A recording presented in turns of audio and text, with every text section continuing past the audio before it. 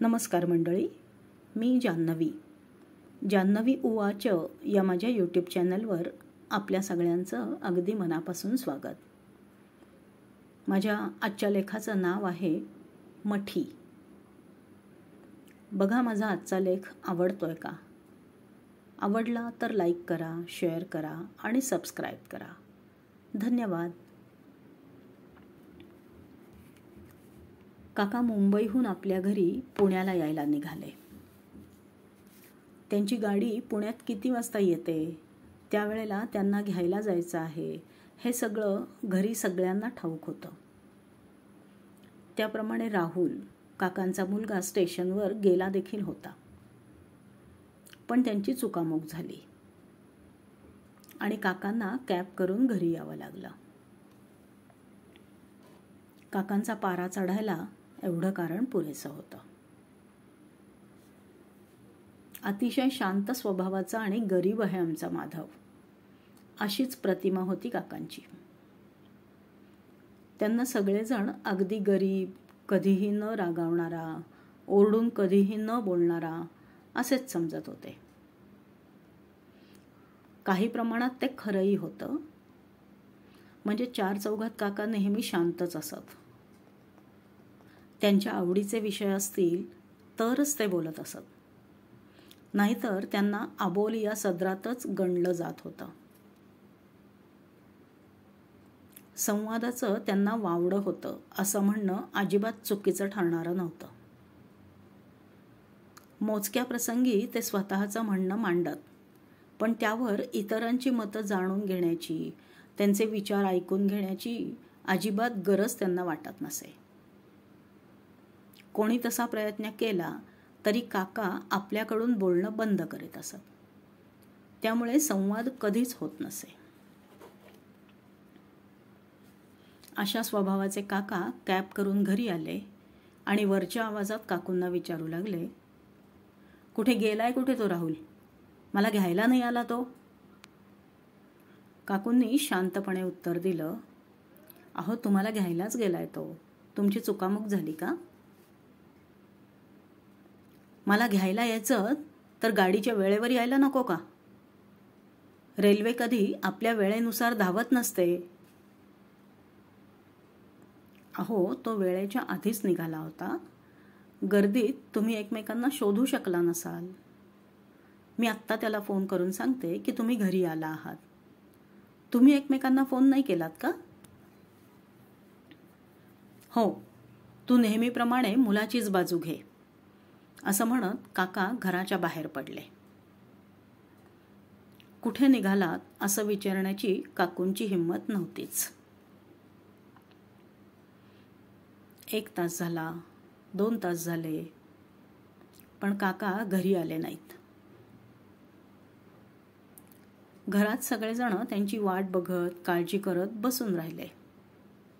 कारण अशा वेळेला काका आपला फोन उचलत नाहीत हे सगळ्यांना सवयीचं झालं होतं.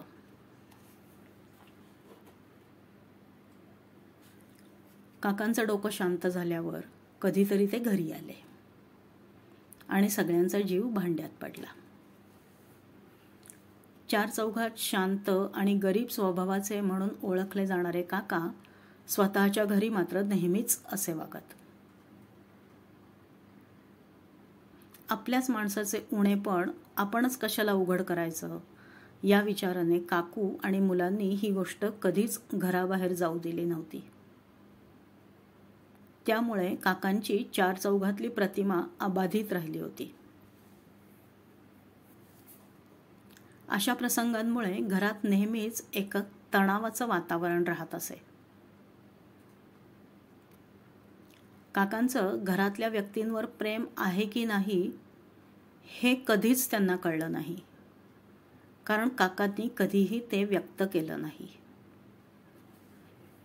प्रत्येक वेळेला प्रेम व्यक्त करण्यासाठी शब्दच लागतात असं नाही. अनेक वेळेला ते आपल्या कृतीतूनही व्यक्त करता येतं. पण काकांनी ते तसं कधीच केलं नाही. खाणं पिणं, कपडा लत्ता, मुलांचं शिक्षण या गरजा काका पूर्ण करत गेले, पण कधीही प्रेमाचा ओलावा जाणवलाच नाही.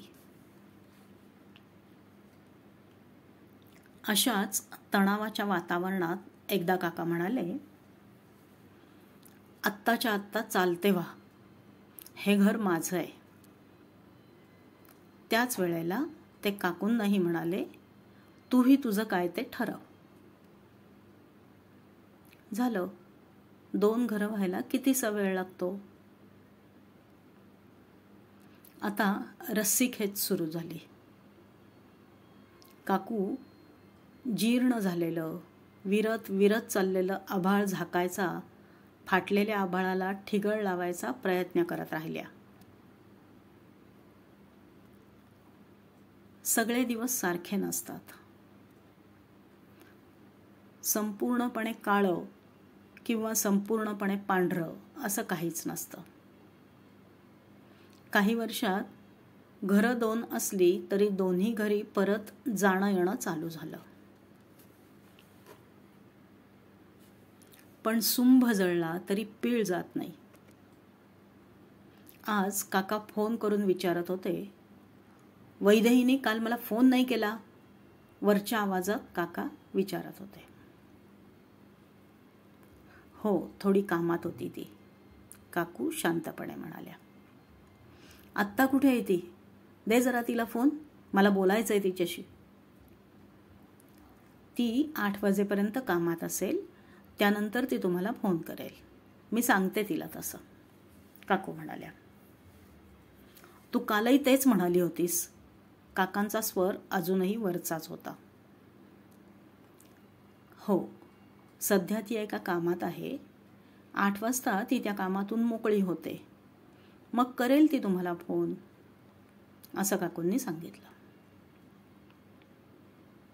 फोन ठेवता ठेवता काकू पुटपुटत होत्या, हे ठिगळ लावण्याचं काम किती दिवस करावं लागणार आहे कोण जाणे.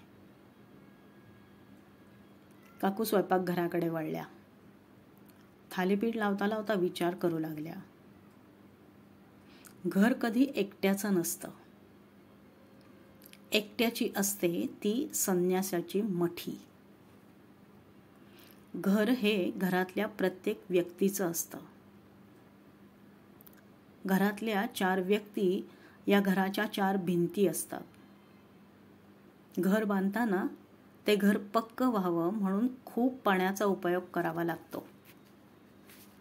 तसं गृहस्थ धर्म स्वीकारल्यानंतर घर पक्क व्हावं म्हणून प्रेमाचा ओलावा असावा लागतो. तो ओलावा जर मिळाला नाही तर भुई खचतेच, छप्पर उडून जातं आणि भिंती देखील ढासळू लागतात. गृहस्थाच्या घराची संन्याशाची मठी कधी झाली हे कळतही नाही. धन्यवाद.